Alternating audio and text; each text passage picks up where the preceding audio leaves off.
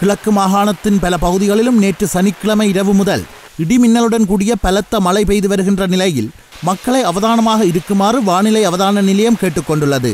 மட்டக்களப்பு நகரில் ஆகக்கூடிய மழை வீழ்ச்சியாக இன்று காலை 5:30 மணி வரை 48.07 மில்லிமீட்டர் பதிவாகியுள்ளதாக வானிலை அவதான நிலைய பொறுப்பதிகாரி AHM நியாஸ் தெரிவித்துள்ளார். இடிமின்னலுடன் கூடிய மழை தொடர்ந்தும் நீடித்து வருவதால் மக்களின் அன்றாட கடமைகள் வெகுவாக பாதிக்கப்பட்டுள்ளதாக அங்கிருந்து கிடைக்கும் செய்திகள் தெரிவிக்கின்றன. இதேவேளை வளிமண்டலத்தில் ஏற்பட்டுள்ள தளம்பல் நிலை காரணமாக நாட்டின் பல பிரதேசங்களிலும் தொடர்ந்தும் சில நாட்களுக்கு இடியுடன் கூடிய மழை பெய்யும் என வளிமண்டலவியல் திணைக்களம் எதிர்வு கூறியுள்ளமை குறிப்பிடத்தக்கது.